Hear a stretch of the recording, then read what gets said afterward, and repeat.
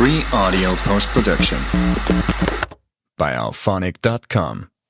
Hey, Rudy, how you doing? It's me, it's Dante. Sorry. I'm in a rush. I don't have any spare change for you right now, mate. Sorry. Spare change? What are you on about? It's me, it's Dante. It's your lifelong partner. Well, that sounds a bit lifelong acquaintance. You know, we co-host that podcast together. You know, Jambags, right in the Jambags. You know. That does ring a bell. I think maybe, I don't know, but I haven't really been involved with podcasts in a very long time. It was a lifetime ago. I was a different person then. Still, it was nice to meet you. Dildo, was it? Dante, not Dildo. And it hasn't been that long. We only talked last Wednesday. You telling me you don't recognise me at all? Oh, I know. Your face, stranger. Your hair, those sad, desperate, probably a virgin eyes. Dark have been my dreams of late. Dante Rodriguez. We grew up together, play online games each week, every Wednesday with the filthy assistant. That's online games. I don't think so. Gaming's dead to me ever since I got laid off from my last job. Job? Laid off? When did you even have a job?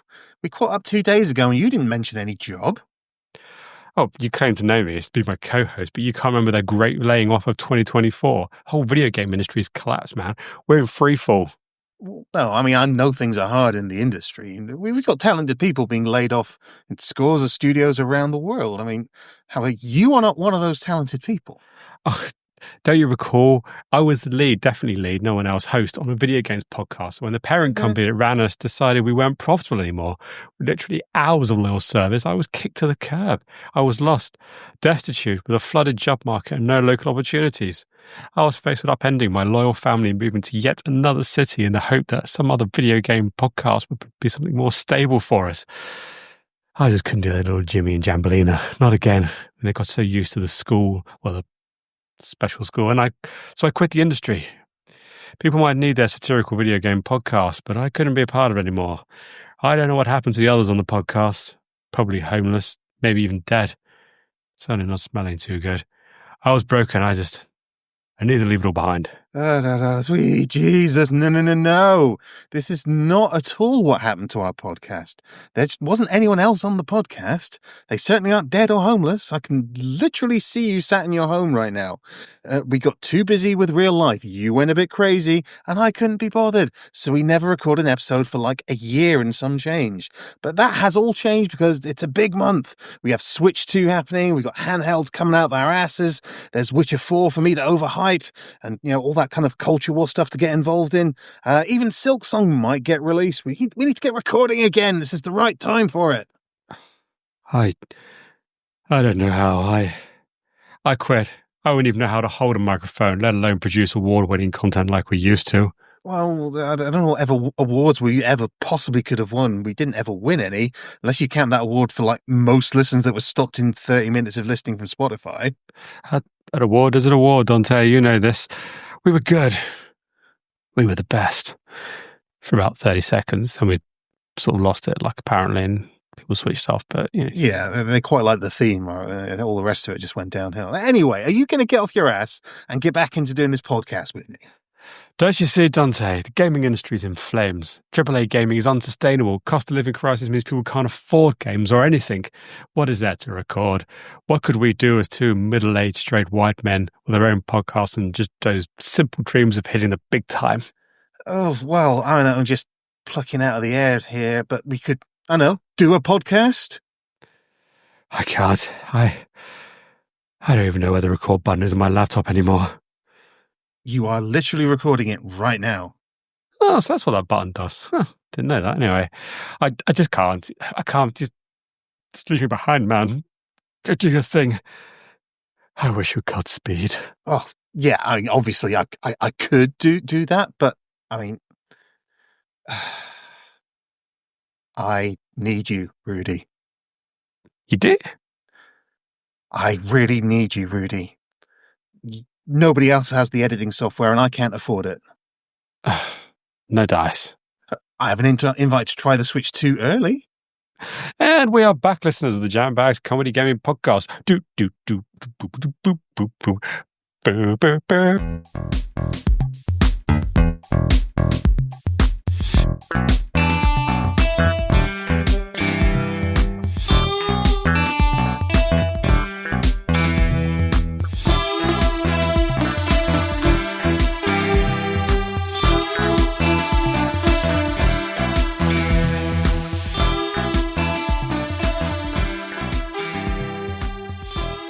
And hello, Jambaggers. Welcome back to the Jambags Comedy Gaming podcast.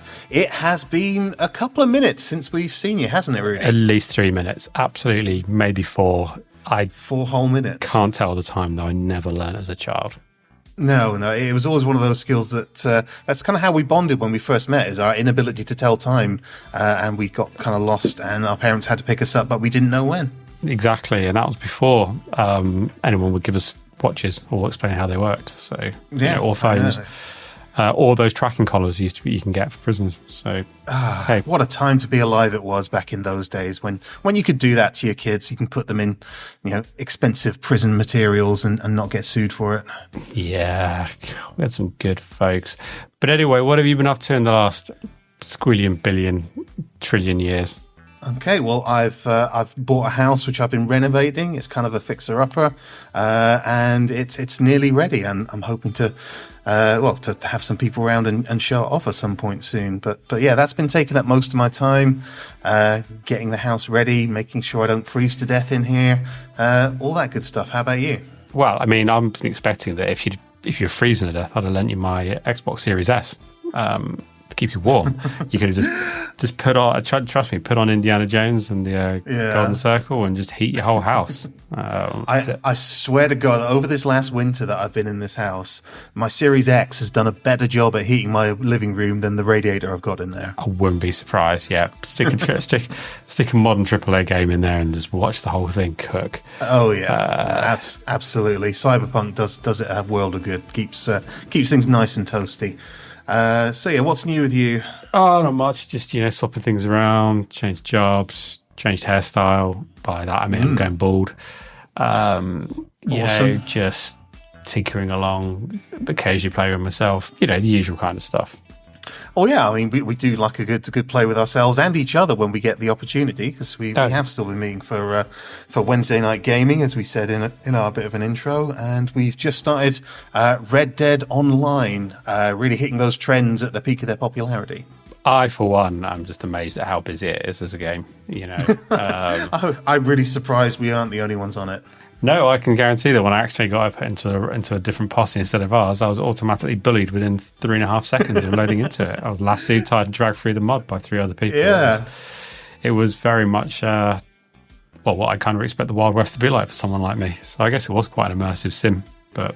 Well, yeah, I mean, you were hog-tied within seconds. Are you sure it wasn't one of your Shades of Grey fantasies, though? I mean, it was... I didn't load out of the game. I didn't turn it off. Put it that way. Been willing to see where it went. I see. Yeah, and it turned out it was just being dragged around while 3 people pointed and laughed at me, which is, again, it's like going back to high school. So what's the point of that? Okay.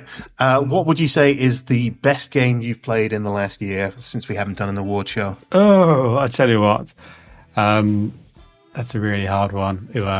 I'd say the game that made me smile the most has got to be Thank Goodness You're Here. Small indie game, 3-hour experience, and just set in a fictional Yorkshire town with very funny animation, and it's just one of the most whimsically silly games that you'll play in recent time, sort of recent memory. Other than that, man, it's just I'm trying to think what I've been playing. I've not been playing anything all that new. I mean, I've did a whole new game plus of both the Jedi Fallen Order and Survivor games. That's taken up a lot of time. I replayed Horizon Zero Dawn. It started off as to see how it ran on the Steam Deck, and then played the whole game through again for the second time, which was fun. But I'm really enjoying... I just finished Indiana Jones and the Great Circle, as I alluded to, heating my house up, which was... surprisingly good. I kind of wish I'd gone on it earlier, but it was a very, very probably better than the last 2 Indiana Jones films for definite. That's not all that difficult, is it? It's not, but it feels like an Indiana Jones film, and it's like, okay, yeah, you guys nailed the assignment there. You knew what you're doing. Yeah, it's really, really fun. And I'm right now I'm quite deep into Claire Obscura Expedition 33, which is making me... also, it took me many hours to realise that the lead character was voiced by Charlie Cox from Daredevil. That's cool. And yeah, I was just like, oh, this guy's good. And then at the end, someone's like, "Oh yeah, you know, really, it's Daredevil doing it." I was like, "Damn, it's Daredevil doing it. It is Daredevil. Would Daredevil do What would Daredevil do? You know, kick all our asses, probably. Yeah. And I played Star Wars Outlaws, and that was bang on. I think what the kids would call mid. There's this sort of right there in the middle. Yeah, I started, and I do keep meaning to go back to it, but yeah, it's very average. I can tell you right now, if you dropped off it, you won't. You just won't. There's just no point. Just don't even pretend that you will, because you won't. Because there definitely will be something more interesting to play on the horizon at any one time. Guarantee it. Yeah, no, I keep sort of starting a few games, and I think the one I'm most wanting to go back to rather than Outlaws is probably going to be Atomfall. That was pretty good for the first few bits. Oh, yes, I've not tried that. Yeah, I have this Game Pass subscription, which I just keep not using, so I better make use of it. I've used quite a bit of it. I'm quite happy with it at the moment. Yeah, Indiana Jones. I'm playing Obscure. I tell you, that was the other game I really enjoyed. South of Midnight, another Xbox. Well, I say exclusive. It's on PC as well, but it probably will be on PlayStation 5. But really, really good. Really good. Nice sort of, I'd say, AA kind of indie title from Xbox Studios. Same people that did We Happy Few. Really enjoyed that. And yeah, and what else did I play? And some I will played earlier in the year, Warhammer 40k Space Marine 2. That was damn good. Still Wakes a Deep last year, which was made by one of my favourite studios, Chinese Room. Bloody good horror story. Very cool. Yeah. So it's been some really good titles, but I've also been playing quite a lot of older games, like, you know, a bit like yourself, a few older ones going back.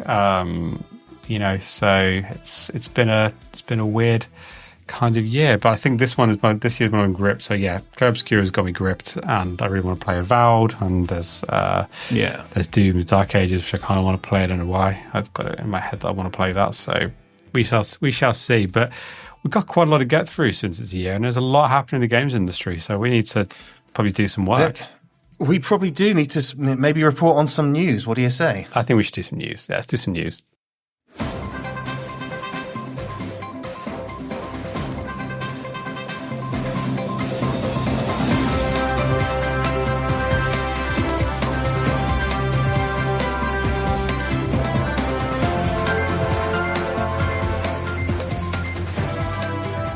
And hey, Jambaggers, it is time for From the Jambags, our, however regularly we record this news segment where we go through all the news so you don't have to, and find the best bits of information, all true, all authenticated, all good, proper, well-researched journalism, presumably, from us.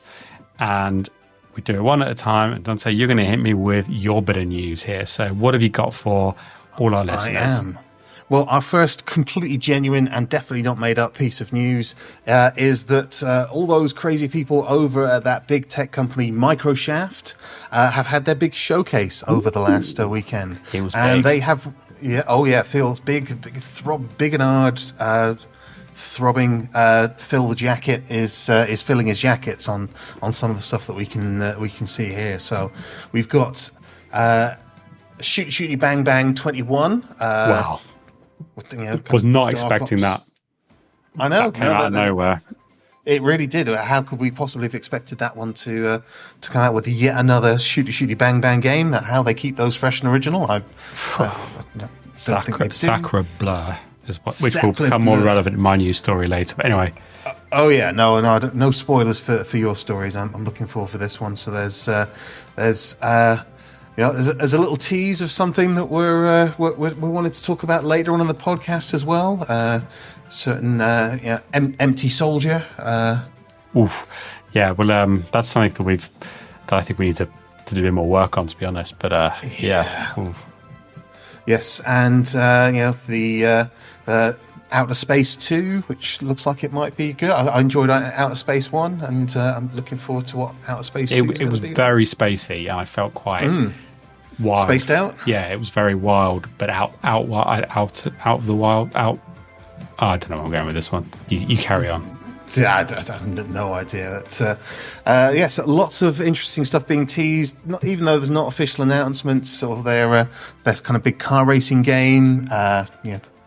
The sort of Skyline. I think it's version 6 now that's coming out. The Skyline games. Yeah, those big open world racing games, and quite a few remastered. And it kind of leads on to one of my other stories, which I can talk about now, or I can talk about after you've done your one. Well, I think we're headed to this one because this is something that I think that long-term fans or fan probably would understand that.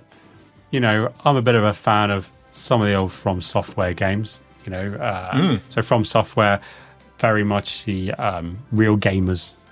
Developer. Gamers TM, absolutely. Gamers TM, absolutely. So if you haven't played their games and completed, and at least 2 or 3 of them, then you're not really an actual gamer. You're nothing more than an infant waddling through the playground of life. But so From Software makers of hits Dark Souls, Sekiro, Really Dies Twice, or lots more than twice, and Elden Ring have outdone themselves. So they're very renowned for challenging games, as you know. They do very, very difficult boss fights, very, very unforgiving mechanics. You've got to work hard to master the skills to complete these games. Yeah. And they decided with their latest game, which is coming out now, which is a spin-off Elden Ring Night Rain, which was launched in the last couple of weeks. They've gone to their core players and given them the greatest challenge yet, and it's not a boss fight as you would expect, or even stats on enemies, etc. It's a new thing. It's finding friends. That's right. To do well at Elden Ring Night Ring, you'll need a whole new skill set: communications and other people. And some people have considered this latest difficulty spike in gaming to be a new high bar for the developer, saying that this is too hard. This is absolutely unfair. There's no way that you can cheese this. There's no way that you can game the system.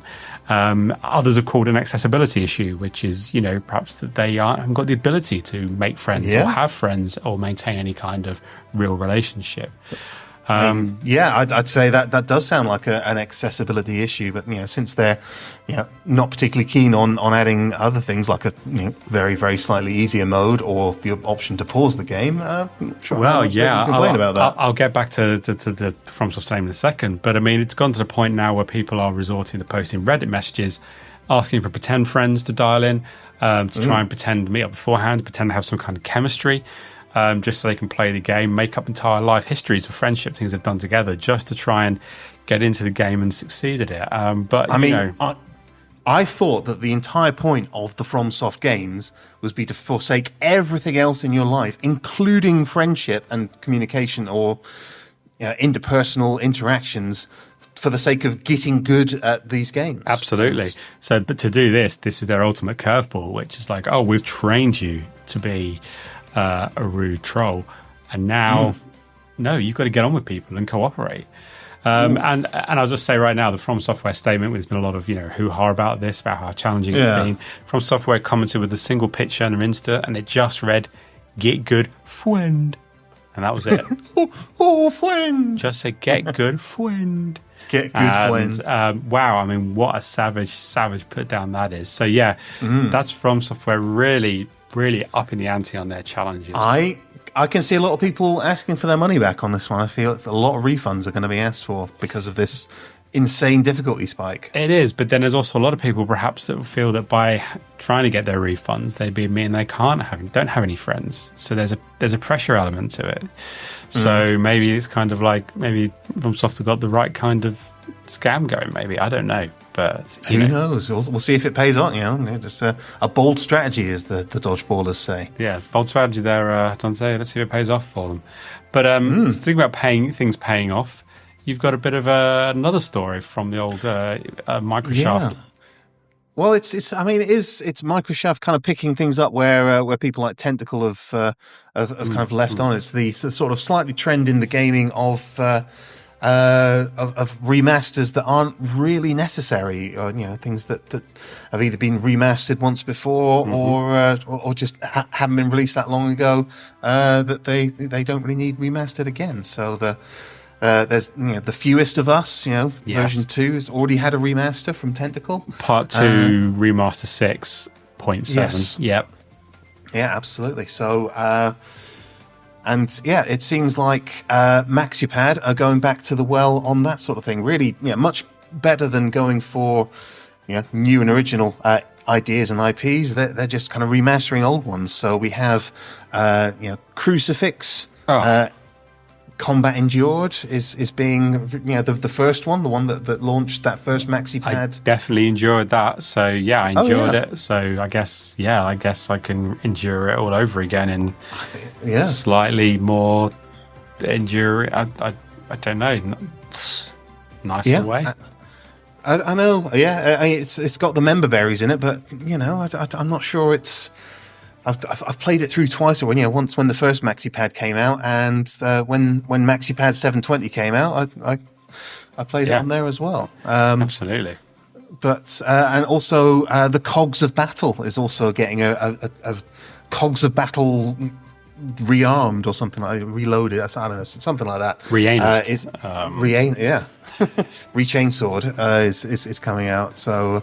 Yeah, again, I'm sure that has already had an Ultimate Edition remaster again in the 720 era, and again, just not sure it needs it. Okay, are they doing anything other than just turning on a higher frame rate and uncapping it? It's an interesting one because I would say that Microsoft and MaxiPad over the last sort of 6 months have done some really really good games and really started to hit their stride. And now you're looking at the upcoming slate, and it's like, actually, if we want to keep our, they're struggling a bit with their franchises. So, Cogs of Wars, Cogs of War 5, Lady Cog, I think it was called.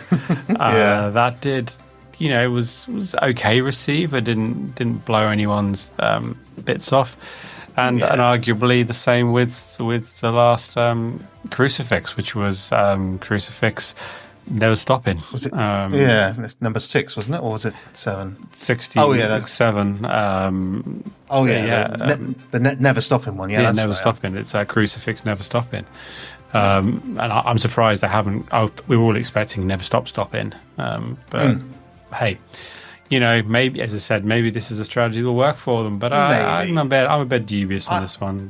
I'm a little disillusioned because not that I'm big into console wars. I think everybody should get along, but it does feel like MaxiPad have not given up, but they've basically kind of given the keys to all of their software, whilst the Tentacle still retain their exclusives that don't get released on the Microshaft systems. I'm a bit kind of bitter about it because I do prefer my Microshaft console. You've definitely been Microshafted for a long time. I have been fully up the Microshaft for as long as I've been able. Since I think it was the Tentacle 2 that was the last one I got from them. Then I switched to the MaxiPad and the MaxiPad 720, It just feels like they're giving up all their exclusives. No one's got any kind of particular reason to go for their consoles. Whereas, if you want to play the Aquaman games and all those kind of big ones that are on the Tentacle platforms, you have to have one of those. There's all that kind of given away and nothing coming back. But I just have to get over it, don't I, really? I think you just got to move on. The gaming is changing, and, you're not what Phil Spencer wants anymore. Well, not Phil Spencer or Frank Spencer or whatever his name is. Phil the Jacket, whatever. Phil the Jacket. He just wants a jacket and subs. That's what he wants, and you've got both of those, man. But let's maybe perhaps do a bit of a lighter story to end our news segment. I think I need something to cheer me up after all that disillusionment. And something that's come out on the news, and is that, and this bit is an interesting one. Is that I don't know if you've had a chance to play the new sort of critical darling, Clair Obscura Expedition 33. I have not. That is one of those other things on the Game Pass that I really should give a try to. Yeah, and I've been playing it. It's a great game so far. I'm not massively too far into it because it's a very lengthy RPG, but what I play is great. But for those not in the know, it's a RPG made in France, so it's got very Gallic touches. Like a FRPG as opposed to a It's definitely a FRPG, a Gallic PG, and it's set in a kind of sort of fantastical Paris kind of world. I don't want to go into spoilers, stuff like that, but it's also got some pretty weighty subject matter, and something that's genuinely happening is that Google Trends has shown that although it's the versions in the West are typically English, it's got some very, very fine voice actors in it. Charlie Cox from Daredevil fame is in it. Good Gollum's in it, and some other famous people. So it's in English, but they do occasionally use French curse words. Now, what this would mean is that, I think someone sort of pat themselves on the back that, musing that French sort of swear words being searched for on Google, people are looking to it. Merde. Exactly, merde. So merde is in there as well. But main one is that they use quite a lot is putain, which... I've always wanted to try putain. Was it bacon and... no, not bacon. It's gravy and chips and cheese, isn't it? Okay, so you're thinking of poutine. Putain means prostitute in French. That's why that... Oh, okay. That's why I'm not allowed back in France for many reasons. But what people aren't realising is the impact that obviously being on Game Pass and a lot of younger players on it is it's having on French teachers in high schools. And it's having a massive effect because obviously, teenagers are renowned for paying no attention during French language lessons. Why would they? It's absolutely a waste of time. But in this instance, they're now coming into class and being called prostitutes on a regular basis because of the popularity of this game. Are we absolutely sure people aren't saying poutine? Well, I mean, it's possible that some are saying poutine, particularly those that are eating chips and gravy, which in the north of England could be quite a lot of them. But I'm fairly certain that it's the correlations fits with the fact that this game's been released and has already got like 3 or 4 million units sold, as well as being on Game Pass. So so basically, when you're playing the game and thinking, oh, it's great, I'm learning some French swear words and going around and saying all those things, just put a poor mind for all those French teachers that are currently now being called prostitutes on a daily basis by unruly students who are playing a game they're probably not old enough to play anyway because their parents don't care about them. But hey.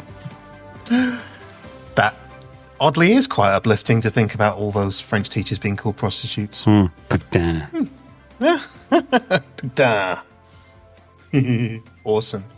All right. Well, that was some fantastic news stories that we had there. Lots going on in the month at the moment, and none of it is about layoffs, which is a really good reason to get back into the podcasting because it feels like it's been like a year of constant layoffs. It has been. It's been a depressing time. It still is a depressing time where you've got, on one hand, some amazing stuff happening in the gaming space, but all the time at the cost of everyone's just cancelling and spaffing their money against the wall and taking out on their workforces. It's been difficult to think about ways to make it funny, but we are back and we are committed to trying to get people's moods up and to start laughing at the game industry in a good way again. So, should we move on to our next segment, Mr. Manchego? Ouais.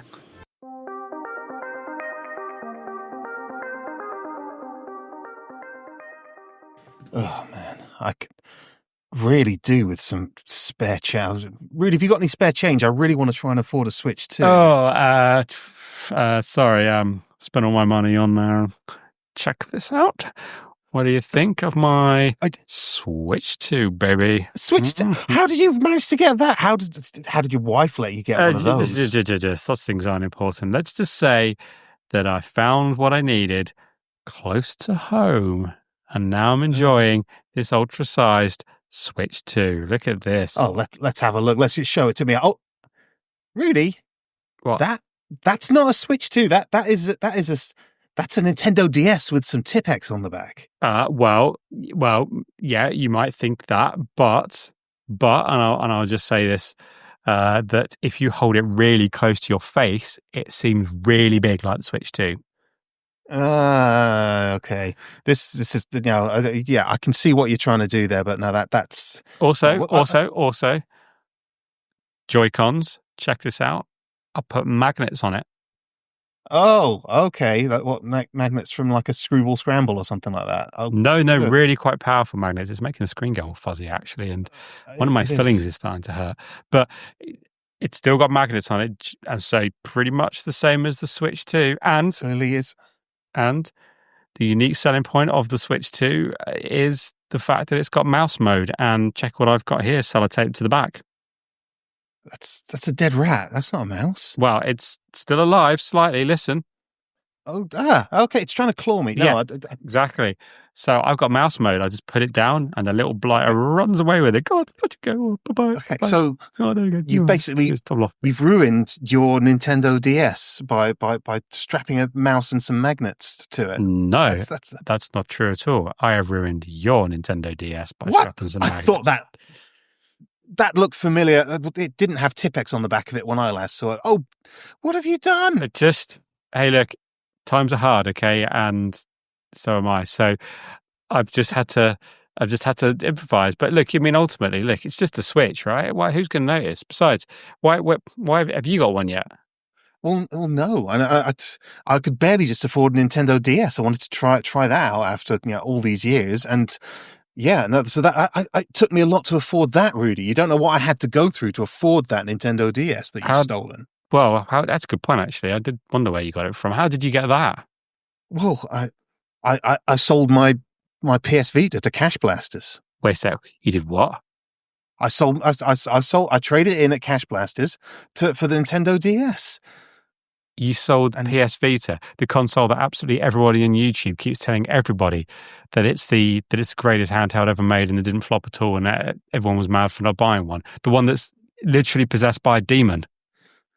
Oh yeah, the Vita demon. I didn't think about that. Oh, do you think he'll be cross that I sold it to Cash Blasters? Well, you are cursed. Oh God, it's gotten so dark all of a sudden. You have sold your Vita.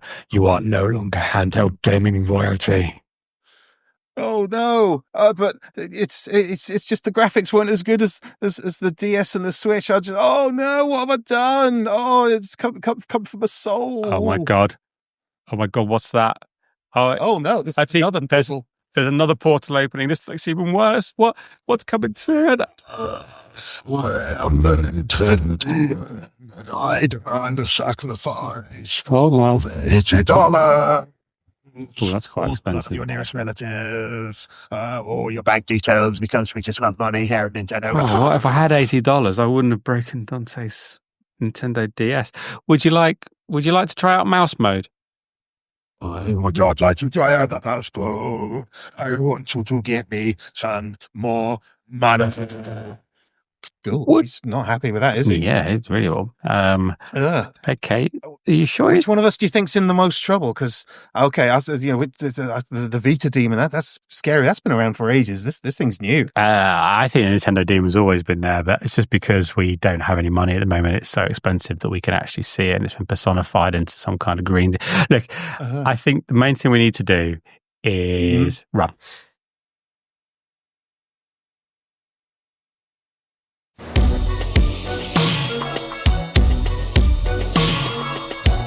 State to the gaming nation.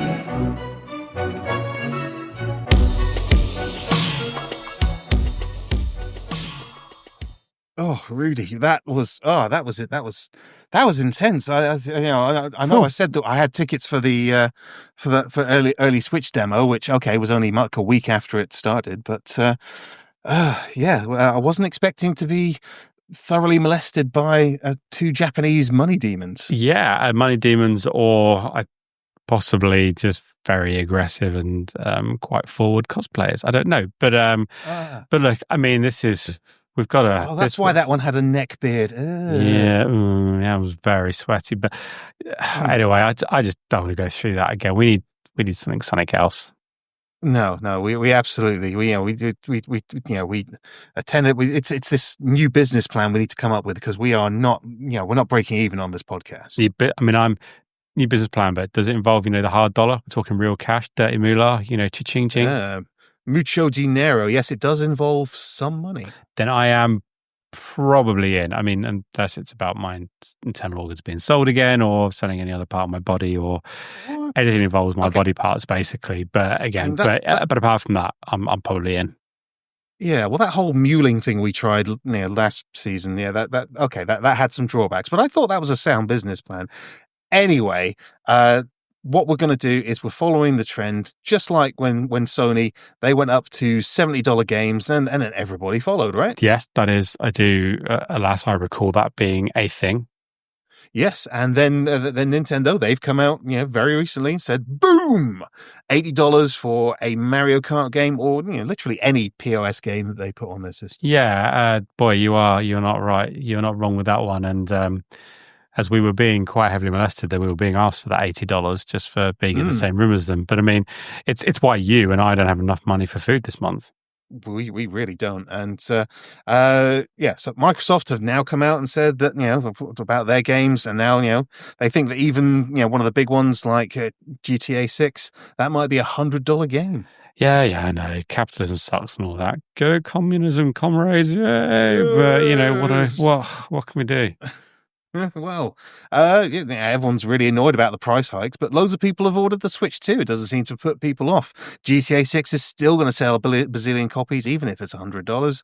And it taught me that, people are going to kick off about things, but, ultimately they're fickle when it comes to getting what they want. I mean, if they're real fans, they'll make it happen, right? Yeah, I mean, you pretty much hit it. It's a sad indictment of both the gaming landscape and herd mentality, or maybe nerd mentality, but I can't argue with the logic. You have a video game you want to sell for $80. Then is that what you're going to? We're going to produce video games? No, don't you know how hard video games are to make? God, I just lay myself off within minutes of starting to break even slightly. Even no. We need to do something that's more in line with that's designed around what we do for us. For us, are you trying to sell me again? Is that well? Yes, in a way, what? Not in the way that you're worrying about. I'm saying that. I mean, they will grumble, but if we start charging $80 for the brand Jambags Comedy Gaming podcast, $80 for our podcast, people can get it for free right now. It's literally 100% free. Yeah. But they'll get used to paying $80 once that becomes the new norm.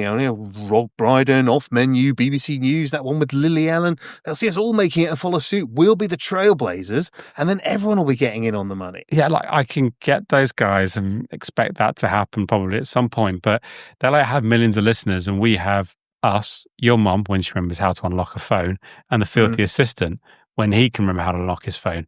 No one else is going to go from $0 to $80 for our podcast. Oh, Rudy, you are not seeing the big picture. Is it? You're guaranteeing that our listenership actually managed to drop from this, as I'm not paying $80 for this. No. We have to copyright the idea of massively overcharging for this and all other podcasts, so that when others decide to do it, they have to pay us. Wait, how have you got about? You can't copyright a pricing model. That's completely ludicrous. We just go out and we state that we are now going to charge $80 to bring the podcast in line with inflation, because podcasts are hard to make. We tell everyone in the early 90s, podcasts used to cost $100 adjusted for inflation, and the price has actually dropped because the cost of the podcasting is actually increasing year on year. It'll feel like a bargain to them. They'll accept it, and then when they copy us, we get a cut. But literally everything you just said was factually wrong. I mean, literally everything. I repeat, even if we could somehow charge $80, which is utter madness, we couldn't copyright the idea of charging for that first. Actually, no one is ever going to pay that much for our podcast. And you can't copyright a price hike, especially one from $0 to $80 in one go. I can't believe that you would... Oh, hello. What was that? Hold on. Wait a second, let's pick this up. Yeah, I may have spoken a little bit too soon on one of those points. Nintendo have copyrighted the idea of charging $80 for anything. Anything? Literally anything? Yeah, and... and that was their lawyers. They are now suing us for copyright infringement of trying to charge $80 for our podcast. Ah, damn you, Nintendo. Always 2 moves ahead. Okay, really. Well, get the getting sued by Nintendo suits and legal briefs out of the cupboard then. It's that time again. Yeah, these get a lot of use.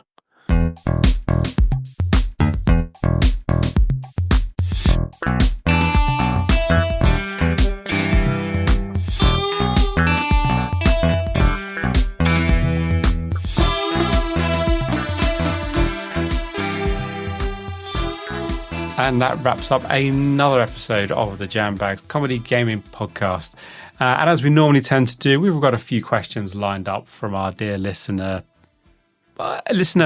because we've there's got more than one, isn't there? There's more than one on this one, and I'd say for once we've got two serious and one. Well, okay, one that might be serious, but is possibly an insult. I haven't quite figured out yet. But let's go to the good stuff first before we get to the rubbish ones. So this is from superstar streamer Marpazia, Lady Marp, as I call her, and her question is. What is our thoughts on the impact of Trump and his taxes on the gaming sector? Now, you are quite an expert on tax law, I believe, and tariffs in particular. Oh, am I right? Totes. Yeah, that's a thing. Because I didn't need you to explain what shorting was last year. Sometime. Yeah. So to take it away, explain to everyone listeners what tariffs are and his taxes are and how that might affect gaming, and just do really dumb it down, but in a really kind of like Big Short kind of way, so that I understand it. Because like Margot Robbie in a bath kind of thing. Go. That would help. That would make this a lot easier to explain. Well, basically, the tariffs seem to be any time a game is imported from outside of the US. I don't know if he's announced this officially. I know he's done it for films, but basically anything that's made outside of the USA, if it's imported into the USA, there is an import charge on bringing that item in. To put it in as simply as we can. Yeah. If a game was made by, I don't know, Ubisoft games come from Canada, maybe, then there might be an import charge on that. That Claire Obscure game would get some screwed, sort of absolutely. French completely, they're part of the EU. And I'm right thinking as well that in a kind of tit for tat, because that's kind of ridiculous, all the other countries are now also going to do the same thing on stuff coming out of the US because naughty and all that kind of stuff. Yeah. Well, I mean, it seems like there's not been as much retaliation as possible, because I think at the end of the day, all the other world leaders realise that a tariff isn't paid for by corporations from other countries.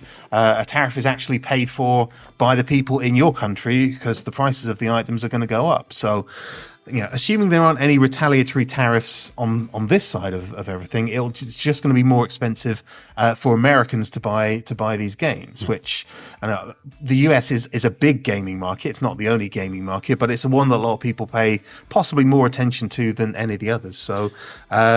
Maybe fewer games will be sold in the US. More games might be made in the US.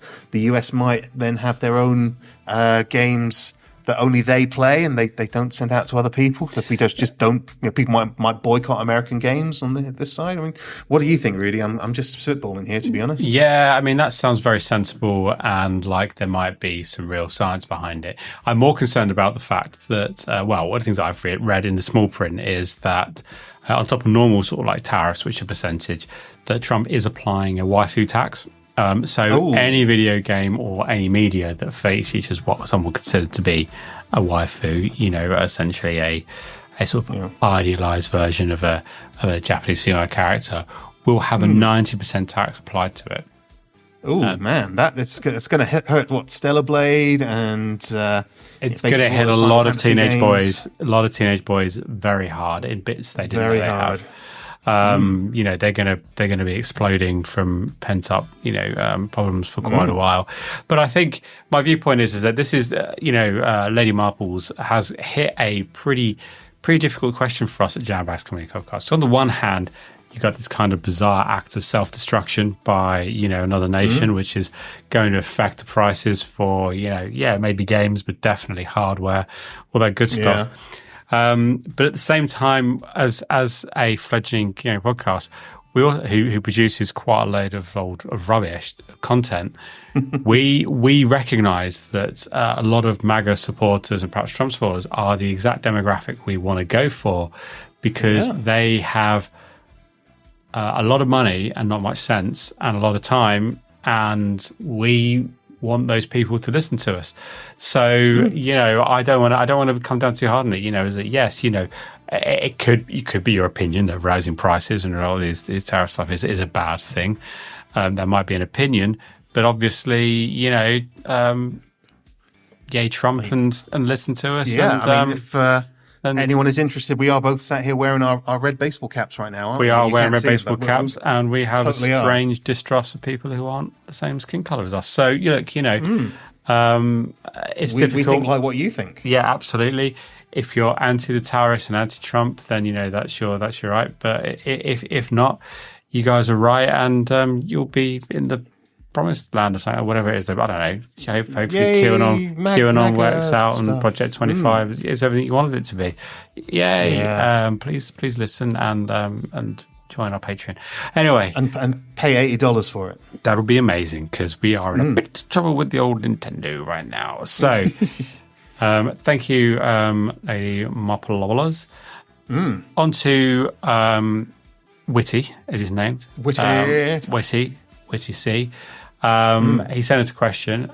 He sent us two questions, actually. The second one, I think, is focused largely on you. But What? with the price of Switch 2 games reported to be higher for a physical copy than a digital copy, where do gamers draw the line? And also, why should we pay more for a physical copy? I assume that's how you pronounced it. Yeah, that must be the only way to pronounce that word. I mean, in theory, and I know this theory is about to go completely out the window with what Nintendo do, but in theory, paying more for a physical copy makes a little bit more sense because you actually own it when you buy a physical copy, or you should do. And there are delivery costs. I would expect it's digital copies that I think should be cheaper. I think physical copies, okay, they shouldn't be that expensive, but they should maybe be a tiny bit more expensive than digital copies because there is a physical item and it does, in theory, imply some ownership. But as I said, and I'm sure you'll explain why, that whole concept of ownership of games is going out the window with Nintendo, isn't it? Well, very much so. But it's not just Nintendo. I mean, ultimately, if you're a lot of media like you're buying physically, so that's like, your PlayStation 5, Series X, discs, they don't contain the full game anymore. A lot of them are pretty much just they're just essentially a small installer which then downloads the rest, or the copy that you've got on your disc is so out of date you have to pretty much install the whole game anyway. There's always a 20, 30, 40, 50 gig download. And Nintendo just making it official by saying, oh yeah, definitely, like you can have some games will be fully on the cart, but a lot of them are just going to be they're just keys. They're just register it against your account and you download the download version, which means you're actually... They've added this new thing with is it digital games cartridges now? Yeah. That's what it is on my... They switched over to that on my Switch, that one you didn't steal.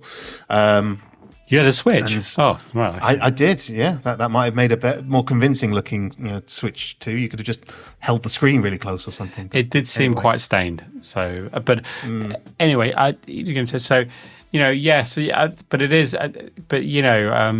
Witty C is making a really, really good point here, which is where do you draw the line? And where do we draw the line? And the fact is that the truth is that Nintendo, Sony, Microsoft, they don't want you to buy physical copies of their games.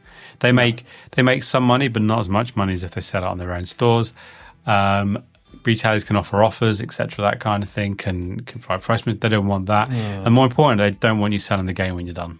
They've never wanted that. They want you to have a digital collection that will keep you on the brand loyalty, that kind of stuff. And, really now all you are buying now is a case, Yes, it was a Ubisoft person that the quote about they want people to normalise not owning their games. I'm pretty sure that was a Ubisoft. If it was, it's going to be, isn't it? It's going to be,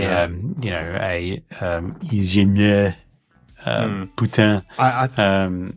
I think until the games industry completely crashes out, and I don't know where the line is going to draw. It's going to happen. When that line is drawn, I think there's going to be a big crash in the industry when people just say, "Nope, not paying it." And but I just don't. I don't think we're there yet. No, and I wonder. I think the Switch 2 is going to be the big point. Is going back to Witty C, which is like,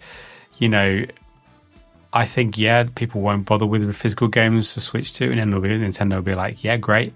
But I also think you're right, like with the cost of everything being so high anyway, are people going to, this is the big test, are people going to just be like, well, I love gaming, so I'm going to pay whatever they charge for my favourite games?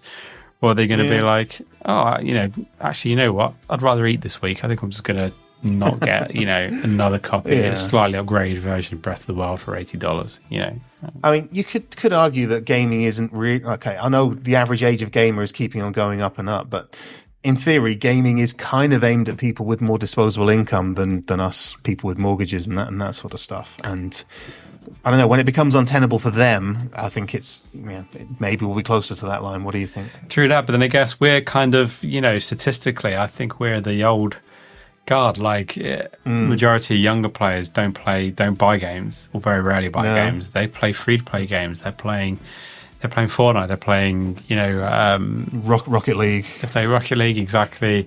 Apex. They're playing, all those kind of online games. Warframe. I'm not saying there's anything wrong with it, but they're getting a jollies from stuff that they're playing the same games over and over. They're not going out and buying all the big AAA games at, $80 a piece. So I think this is an attempt to try and, claw money out of that last generation, which is us and probably the people that are in their sort of like mid-20s upwards. It's a really great question. I wish I had a better answer for it, but I'm really intrigued to know myself. I'm really keen to know where that final line is going to be if we ever get there. Yeah, definitely. And I will now finish with a question, which, as I said, I'm fairly certain is directed entirely at you. But I'd say, does Barry Manilow, the well-established and regarded singer, know that you raid his wardrobe? And it can only be you because, I'm cool. Oh, yeah, you're not. Yeah, such great... Yeah, what is that tweed you're wearing today with that red hat baseball cap? Yeah, it's completely. corduroy, and it keeps you warm in winter because it's a fire risk. I think, if anything, Barry Manilow raids my wardrobe collection because he needs more Portal T-shirts and hoodies from Last Exit to Nowhere. I have seen him doing that actually quite a lot. Yeah. Yeah. Oh, Mr. Manilow, what a legend. But anyway, that wraps, I think, our episode up for today. So, Dante, give me the socials. We don't really, and here's an interesting one, politically, going back to the previous question. We're on X, but we're not really using it.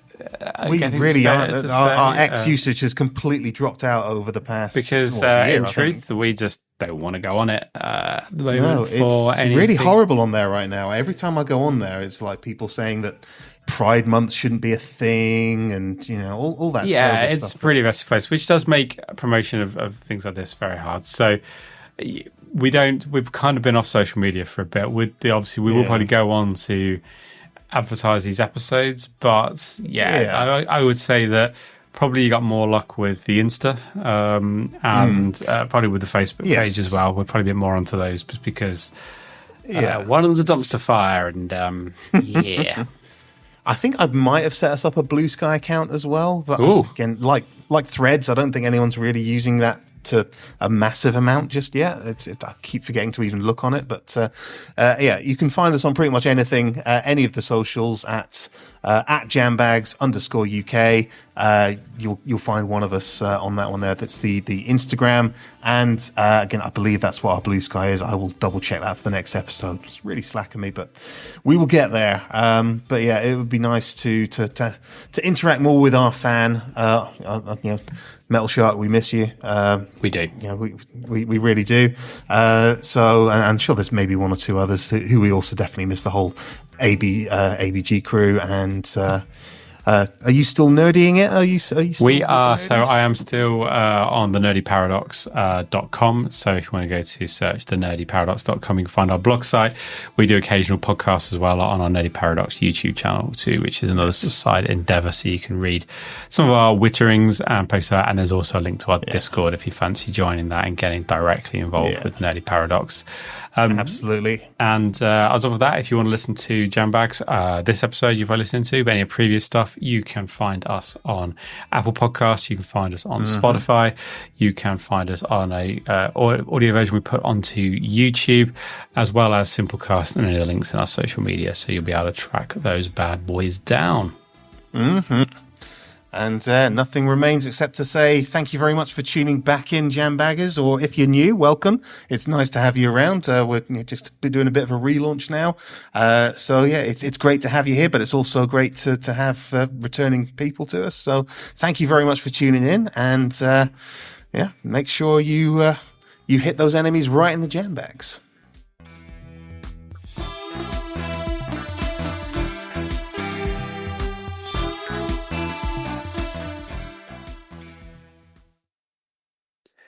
I'll just sneak in. What? Doctor, what are you doing sneaking into my room? Your room? And This is my room. What the hell is that in your hand? That's just that's my lucky scalpel. Why have you got a scalpel? What's in your hand? That chloroform. Have you got a cloth of chlor? What were you coming here to do? Well, I mean, I think it's 1.5 kidneys for a Nintendo Switch 2. It's a sacrifice I'm willing to make. Hold still. What's that sharp thing digging into my? Ow! Sorry. Oh, that's just sorry. That's my sleep saw, buzzsaw. Just sleep saw. I was going to sleep with by my liver. You don't really walk very far, and some people. I assume leg transplants are a thing. So switch to. What are you talking about? But if you don't yours is a waste of a leg. I'm going to put it right now. Yeah, I've never seen you run a marathon. So just give me a leg. Just give me your leg. Just give me your leg. Give me these upside way out of those. Bargain basement chloroform's not working. No.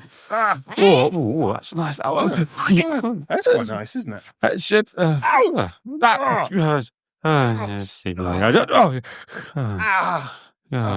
Wait a sec.